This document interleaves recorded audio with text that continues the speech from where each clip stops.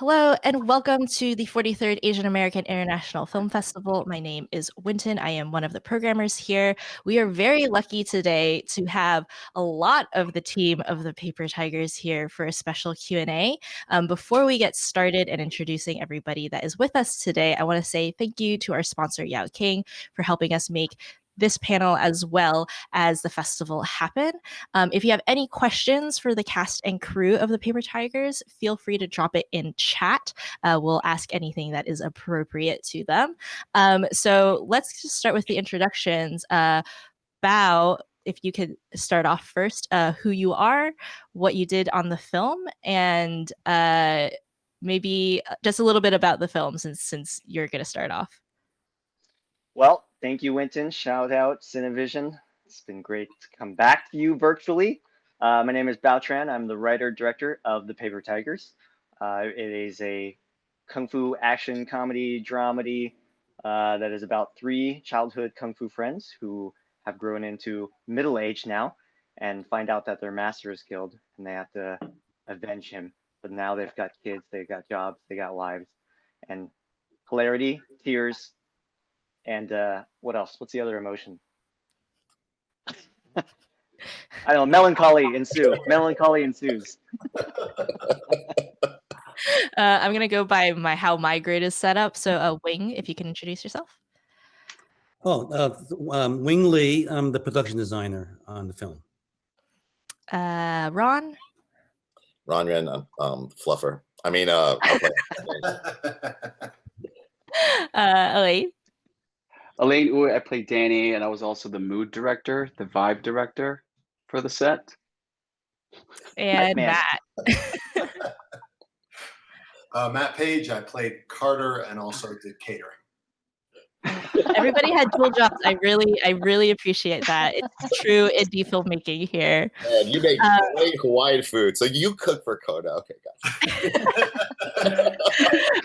So I just want to start off. This is a very unique film in the sense that it's something that we haven't seen, I think, within the Asian American space in a really long time. Bao, could you talk about a little of what inspired you to make this film and to make this really interesting mix of kung fu and comedy? Oh, well, thank you. Yeah, I think it's a mix of many things. And number one, just kind of a loving tribute to growing up studying martial arts and the funny and people that you might meet, and also kind of figuring out what middle life is. As you know, I'm kind of knocking on the door. I'm about 24 right now, but middle age is not far away from me. So I always want to kind of think about those themes, about kind of things that you grew up, very passionate about, but then you grow up and away from it. And then just kind of the things, whether it's valuable to you still in this present day and age, and what you want to carry on and carry forward. Yeah. Wing, it's always a pleasure to have a production designer on a panel, in particular for this film, because there are some kind of period aspects, and then there's things in general where it's very uniquely Seattle Chinatown. Could you discuss a little bit more about your process, how you made sure things were period accurate in some of the flashbacks, and then how you made sure that kind of Seattle Chinatown really shined in the film? Oh, okay. Well, the period aspects was not insurmountable because the flashbacks were mostly within our lifetimes. So the things were around, it's just digging them up and so forth. The other aspects of the film with Seattle, I've never worked in Seattle before, but I've been there, and I knew it had a very, very cohesive, strong Asian American community. And it basically, with a small budget film like this, you kind of have to get the biggest bang for your buck. And with that in mind, we just scoured and called in every favor, every relative, everybody, and whoever they were, just for things and their skill sets. And we called on crew members, parents and mothers and fathers to just, give us every little thing that we needed. And we needed every item that we came up with.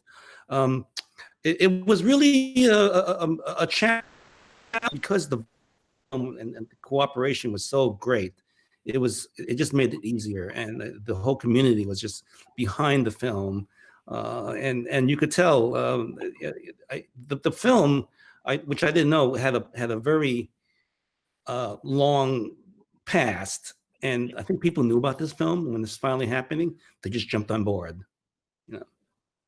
Yeah. For our lovely actors on the panel, what was it like to read the script initially, and how was the, I guess, audition process, if you had one? One of the producers, Yuji, I've known for over, oh my God, 20, 25 years, something like that. But he was like, hey, check out the script. And I read it, and I just told you, this is just awesome. I just love that it pays homage to the OG, stuff, especially like the Seattle martial arts culture, because we all had it. Like I grew up in New York, but around as a kid, just those times with Bruce and, just all the dojo busting, that all that stuff happened. So for me, it was like about being able to capture all that and mixing that with the heart of the story and the comedy. It just, it was really refreshing. So I was like, I'm down. So. Yeah, for me, I had to beg Bao for the job. I was like, listen, I'll cook for you. I'll wash your dishes. No, no, my Still my waiting rep on sent that. me that. Yeah, still waiting. Still waiting. I'm a man of empty promises, apparently. I read the script. My agents and reps sent it over to me, and they said you should take a look at this, and it's the same kind of reaction that Ron had too when reading the script, was that the story. I mean, as an actor, you always want to look if there is if there's depth to the characters, if it's just a surface type of character, and that's the thing. There's usually, at least for me, there's the danger is there, especially if it's an independent film, that is it worth devoting time into interrogating the script. And you quickly realize when you're reading the script that I can relate to the character, for one. I mean, I'm in that middle age, kind of have a 5-year-old son, and it's like, oh, I know what this guy is going through. And so there was that immediate, and that in addition to that he had something that he was really passionate about, that he was really, the values that he maintained as someone who's younger.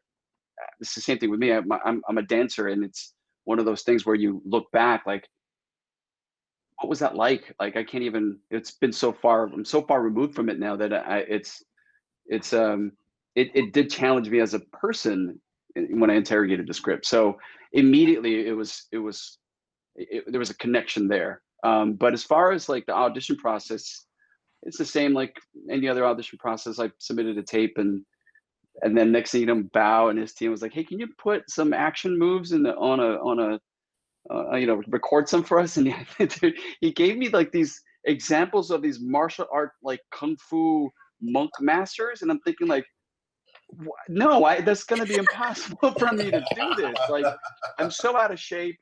I mean, in terms of like the martial arts aspect, but it lends itself to the character, which is someone who has some kind of physical background in dance and martial arts. But again, that's part of the comedy, right? So that was the process for me. Yeah, man. As far as my introduction to it, talking to Bao and Yuji and reading the script and seeing the sizzle reel they put together, my first response and excitement about it was that it was kind of a throwback and a tribute to the martial arts movies that I grew up watching in the 80s, that it sort of captured that mood of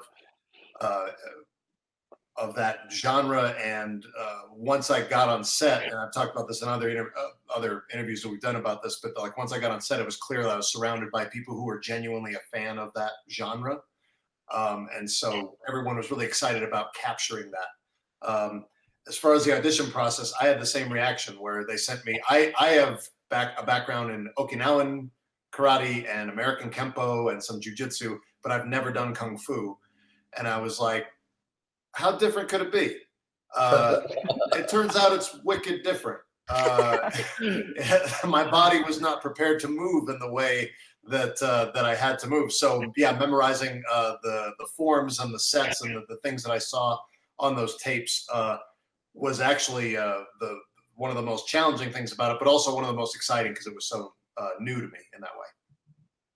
Yeah, I guess about, if you could talk a little bit about the casting process and then how you prepared all of these people to do some kind of pretty intense fight scenes. Yeah, I mean, I guess backing up, there was nothing traditional about what we did and how we made this because we actually shot the period pieces about 2 years previous to this main production. And that's, I think, what a lot of people found us through the Kickstarter. That's kind of the footage that we had used to do that. So, we had the younger set of the Tigers, Yoshi and Peter Sidarso and Guy De Silva and Mark Paletti playing the kind of younger versions of all these characters. So it's and Roger Yuan, Ron's brother, playing Sifu. So it's kind of like we had that in the can, and then now when we had to figure out how to shoot the rest of the film, you'd have some continuity things to think about, but also just kind of like trying to find the best actor for the role. So that was kind of the balance in terms of just trying to figure out, and it wasn't traditional in that sense because usually you kind of like cast the main roles and then like work backwards and figure out how to fit. But it's just kind of the way independent film was made. So that was kind of like already unusual for us. And then as far as the process with the main cast, kind of the same with the cast from the period. It's like it was its own like a 5-day shoot, so it was almost like a short in all the ways. So kind of same process with rehearsals, discussions about the script, and then just trying to get them all in the same room together because I think is a testament to them is that you can see kind of their banter is there's very familiar between each other, with the Tigers with themselves, but also with Carter. So there's always this very interesting back history that they have, and they're riffing on all these things as familiar histories, and you kind of like get sucked into it because it's just so compelling and it's funny the way they rib each other. So that's a lot of like that work that we had. I think they didn't really know each other, and besides Alain and Ron from a previous project, but other than that, we just threw everyone together and just like, hey, be best friends. You have 2 weeks, go. So it's just kind of like that. Yeah. Was there any other kind of preparation, whether for the fight scenes beyond kind of rehearsals with the coordinators? Ron and Matt have a background in I guess there was a bit of a physical change for Ron. But yeah, was there anything else in terms of training, Elaine? You may be the only Tiger with no martial arts background. What was that like to prep for what sounds like a really fast shoot?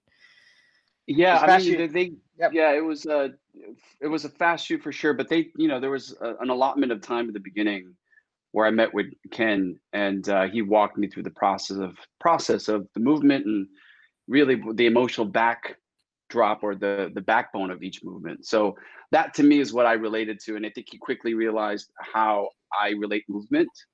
I do have a little bit of martial arts background, but I was young and it was just Taekwondo.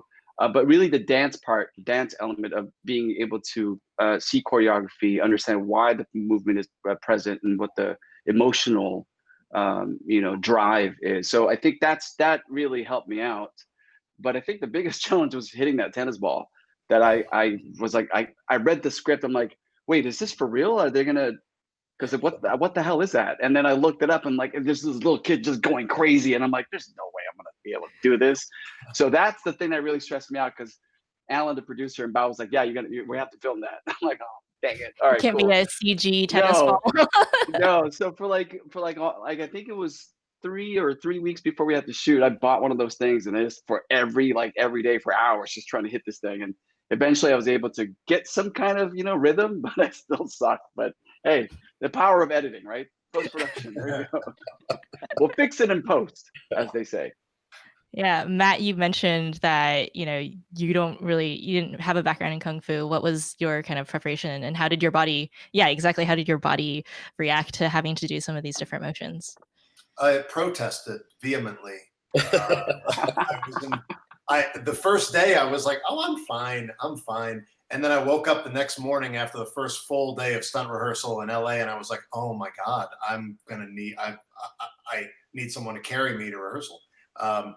But it was great. It was just and it was a great action team having Kenny and Carrie and Sam teaching us and working on choreography, working on postures, working on movements. And they really actually, what they asked me in the beginning of it was, show me some of the stuff you know, show me some Kempo. And so I showed them some of the forms and things that I was used to doing. And they tried to work on converting movements that I was already familiar with, because it was kind of a tight schedule. It was like, okay, I'm not going to be able to learn Kung Fu in 2 weeks. But what I can do is try to convert movements that my body is familiar with and sort of plug them in where they make sense and where they look good. So they did a great job with that.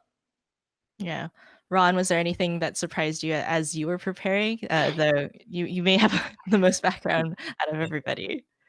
Yeah, no, it was fun. I actually, you know, I've also known Sam and Carrie from before, and Ken. We met, and everyone they were awesome. And bring like all the stuff for us, and we had so much fun at rehearsals. But I guess the different thing is I've given, you know, Bao shit about this, but oh shoot, can I say that? Sorry. Yeah, no, feel free to curse. Feel free to curse. We're on the internet. We can do whatever we want. But it was just like, Ron, this was about a week and a half before we had to go to Seattle. We had a week rehearsal, and that's when Matt came down from New Mexico, and he was just like, okay, look, Elaine's the skinny one, you know, blah, blah, blah. Mikhail's still in shape, but he forgot about this. You have to be fat. I go, I know. I gained 35 pounds, bro. Look at this belly. Blah, blah, blah. He's like, no, you're not fat enough. It's just I'm just going. He's like, you still look like you worked out. Just no nothing, just fat. I'm going, okay. I'm just like, all right, okay. And then, you know, so I would eat as much as I could every night, about like 3, 4 in the morning. By the time I got to Seattle, like Elaine, everyone, every time we on our days off, I'd be eating a Ding Tai Fung with like extra soy sauce, extra salt. Then my first scene with Matt, I just looked at him like a big bottle of salt, you know, just like, because I was eating the extra, I was getting bloated, so I got angry, and I just used it. So yeah, that's kind of how. Oh man! See, instead of fat shaming, we were fat nourishing. That's what it is. Yeah, that's what it is. And then Matt came with all the fat improv. I was just going, okay, Bao, okay, I got you.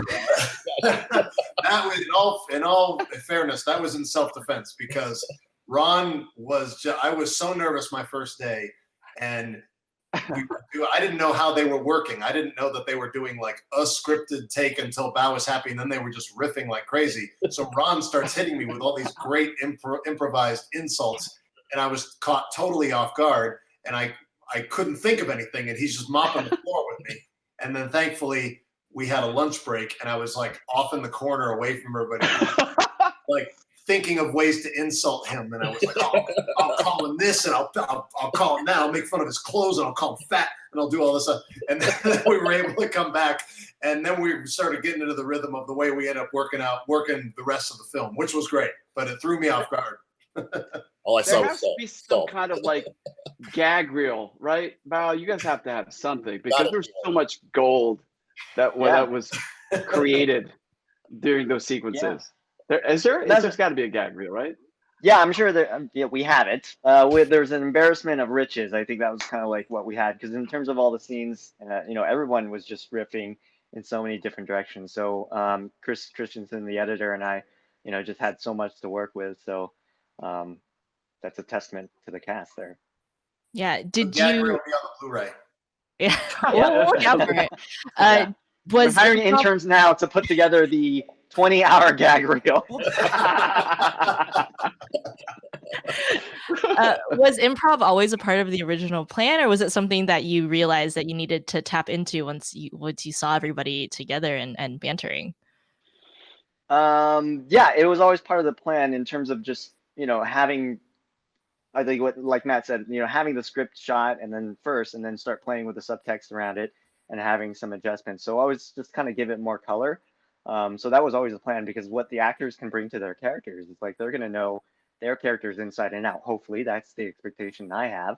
They're going to have it and know it better than I do. So why not let them, you know, bring more light to what they have going on with each other. So I was always open to that, and definitely looking forward to what the actors could do on the day. Yeah, Yeah. and Oh, sorry. Yeah. go for it. Go No, on. it was, when Yuji first told me about Bao too, and I think all of us actors can agree that, he just runs his rehearsals like theater, and for all of us, that's like true actors director. So even in the week before we went up to Seattle, he, Bao ran improv scenarios, and just building up the past. And it was, with Elaine and Matt and Mikkel, it was just awesome. It was so much fun to do that. And just as a director, he gave us the liberties to just play, and then he would guide us. But he gave us the chance to just, breathe and kind of experiment and play out. So it was a wonderful experience in that regard. Yeah, and before we went live, we were talking a little bit about how everybody on the team really love and is passionate about kung fu movies, and in particular, kind of how important for a lot of us in the Asian American space that we had people like Bruce Lee, and that we had some connection, and we're building community around all of this. Were there any moments where on set you guys were kind of like nerding out about a specific detail or something that came up, or an experience that happened? So many. Yeah.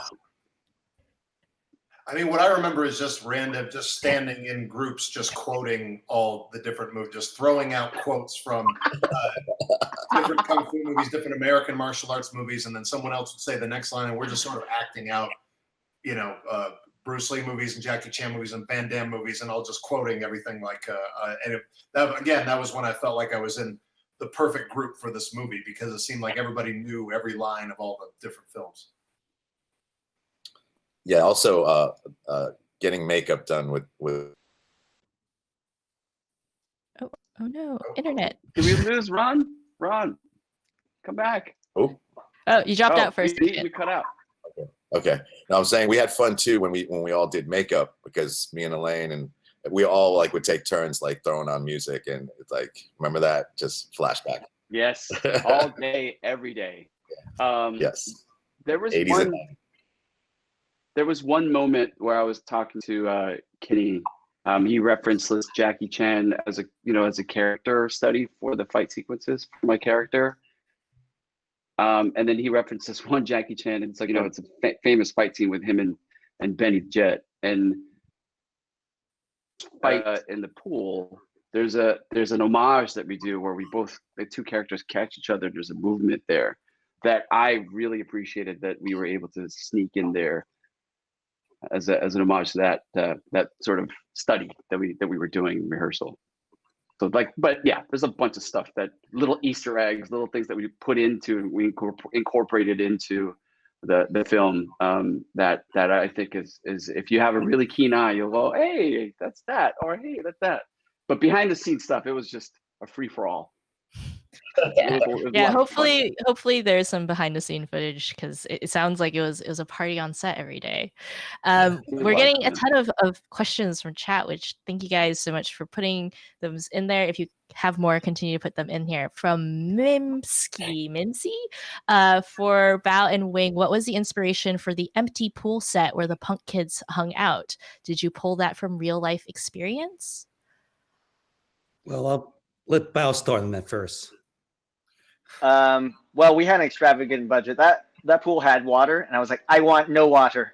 And Wing just drained it for us with a straw, just one single straw, and he did the work. Yeah, anything, yeah. Anything for the production. Yeah. Wing was the man. Yeah. Well, I think, I'll let Wing get into more detail. In terms of the pool, it was also just from the story point of view, is to give something for the punks to kind of feel like they broke into. They don't belong to a school. They're kung fu orphans in that sense. So just to give them something that they either kind of stole and used as their set up as their kung fu space ad hoc, or something that is something that was non-traditional. And yeah. Well, one of my approach to production design, you read the script obviously, and you have these images in your mind, and The way I approach it is the look of the film is almost like a visual symphony. Like any symphony, sometimes you have violins. Sometimes you have the big bass drums come at certain points. So it's very important for me what scenes come before and what comes afterwards. I don't like to take every set and location as a separate entity. There's got to be some connection that flows through that will take us into the symphony of the story. And when Bao found this wonderful location for the pool, and we talked about it, and I saw the pictures, and I loved it, meaning that the arc of our story, the fights, and all the different fights coming at when they do, helps move the story forward somehow.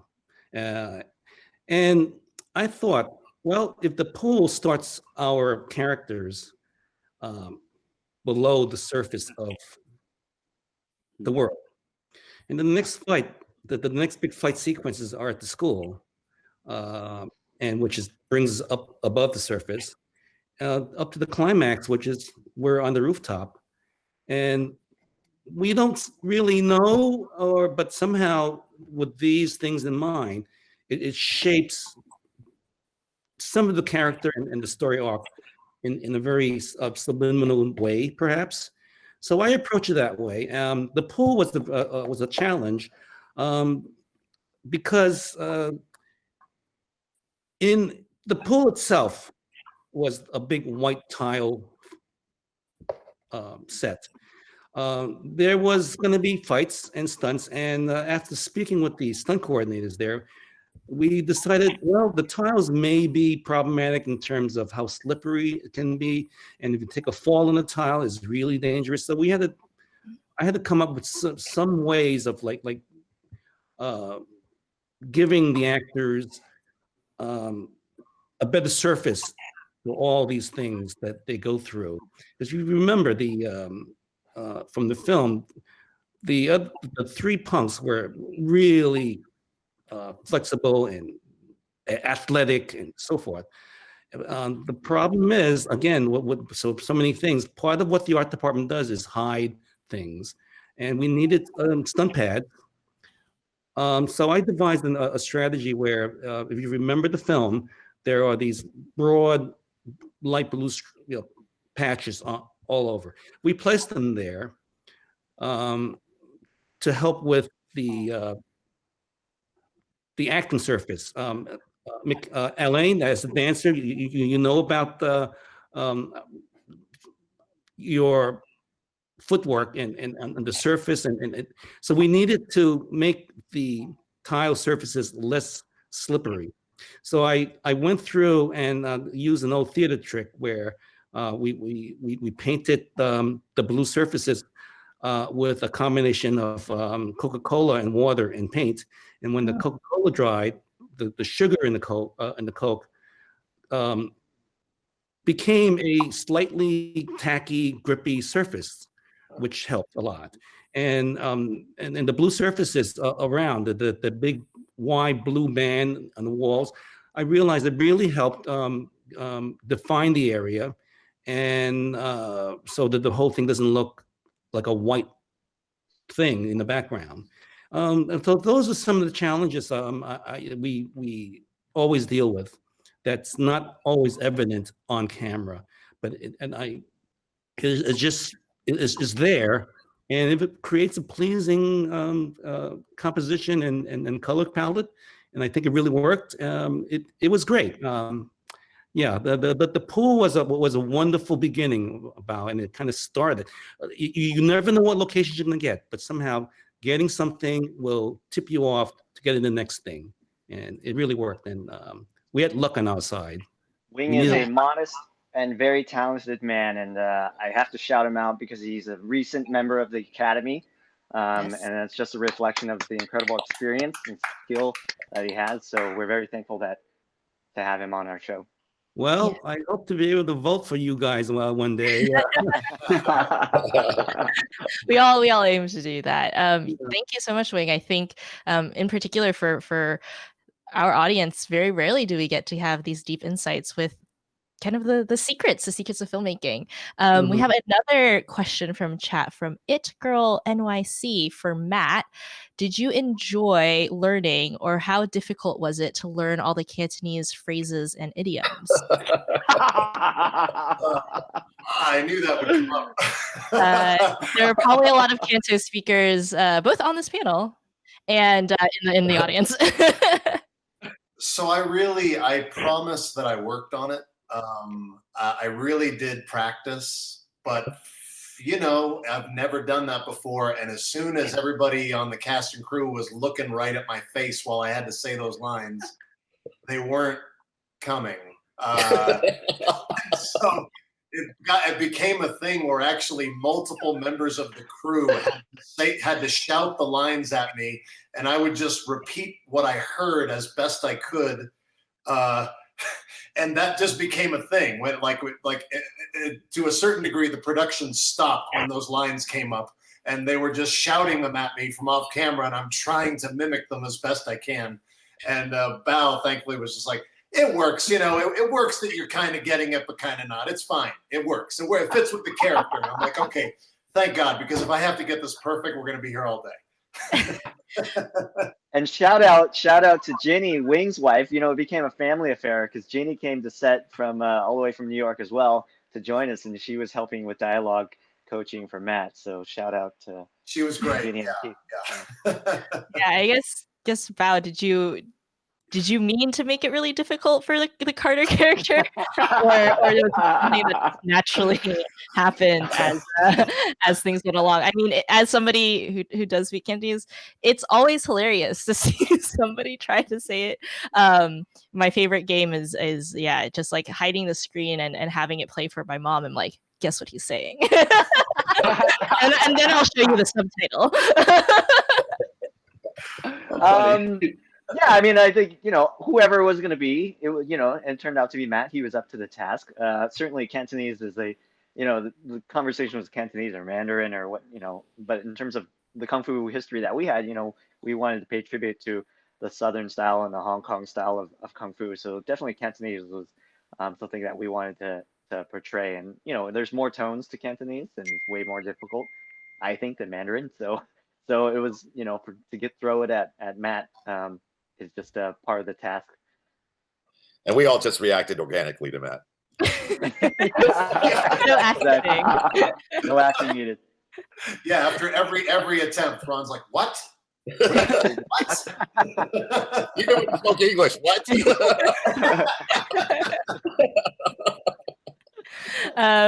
We have a question from Precious NGS. What is everyone currently working on? I'll start with Alain because I think he has something coming up quite soon that people can see. Yeah, I have a show that's airing. It's premiering actually October 16th. It's a show called Hellstrom. It's going to be on Hulu, and it is it's based on the Marvel comic books. Son of Satan, Damon Hellstrom, Anna Hellstrom, or Satana Hellstrom, and that whole universe. So that's airing in 5 days, and we're excited. Scared people watch it, but yeah, that's what I'm currently, quote unquote, working on.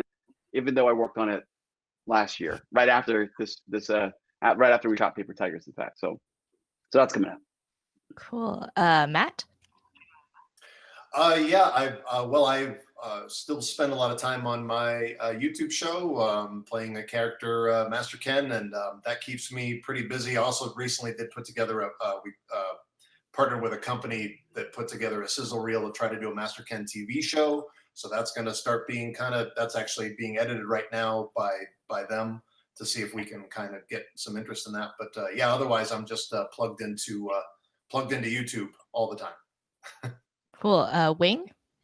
Right now, I'm working on my cooking and keeping the house cleaner than it usually is.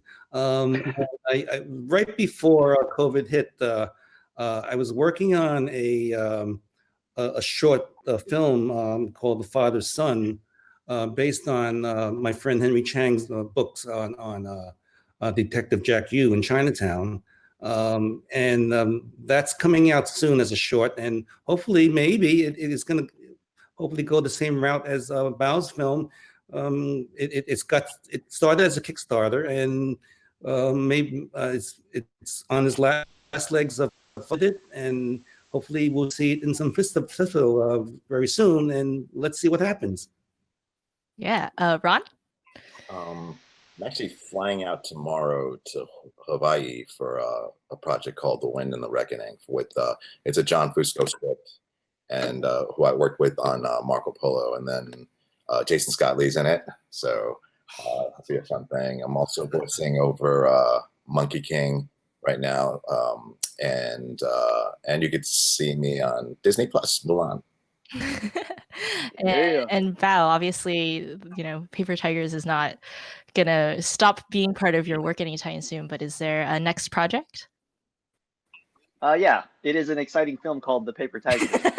We're actually we still have some finishing touches for post. We did get picked up by Welgo for theatrical release next year, which we're all very excited by. So we have to kind of put all our house in order and some housekeeping, and working on this cool 5.1 Dolby surround mix that hopefully one day, we can all see in the theaters and be able to hear it all, in its full glory. So that's, it is still going. But other than that, working on some other projects, hopefully we can get some stuff going. And Paper Tigers Part 2.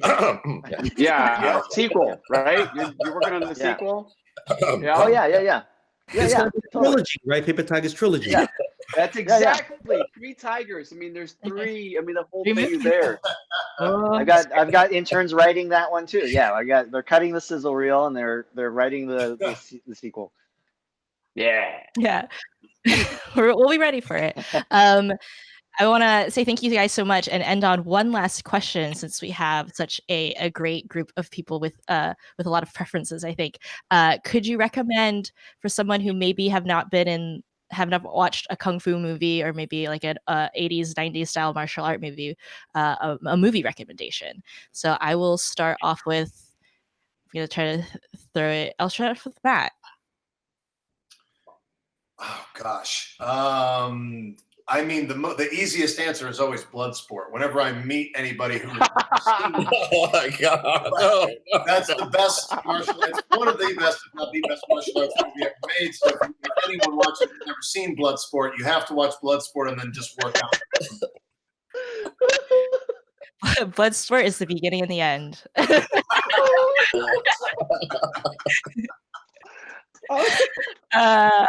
Ron. Okay. For great framing, choreo, like just the perfect blend, I would say Drunken Master 2. Drunken Master 2, and go even further back, Prodigal Son. Ooh, a deeper cut. Okay, Wing Lee? Well, a few of the movies, a couple of them that started it all in the U.S. here back in the early 70s, Dragon Inn and Come Drink With Me. Dragon Inn is hard to find. I will say that. My programmers we've been trying to do a double feature of Dragon Inn and Enter the Dragon Inn. It's easy to find Enter. It's not easy to find Dragon Inn. Elaine. They already took all the good ones. So I'm gonna go semi-obscure. At least the stuff that I watched when I was a kid. There's 2 movies. It's The Last Dragon, because it's fun, and then Best of the Best. I really enjoyed that film when I was growing up too. And wrapping us all up. Yeah, I don't know if I've never seen a character. I don't feel like I've ever seen a character in a martial arts movie cry as much as Eric Roberts cries in that movie. Every single time someone asks him a question, he's like, "What is wrong with you?" And he just starts weeping. I love that movie. And Eric Roberts, he's very good. He was throwing 100 at every scene, like oh man. And Bao. Well, I would say watch all those above, so I don't want to give one that's conclusive, but definitely try to check out Fong Se-euk by my master Corey Yuan and starring Jet Li. Nice. Well, thank you guys so much. Thank you guys for watching the Q&A. If you haven't seen Paper Tigers, you have a couple more hours left to catch it here at AIFE. And then do follow Paper Tigers on social media for updates for future screenings, as well as the theatrical release next year. Thanks to everybody here so much for your time, and thanks for the film. Thank you, Thank Winton. you. Thank you, Thanks for having us. CineVision. Thank you. All right, guys. Congrats. Guys. Seeing you again.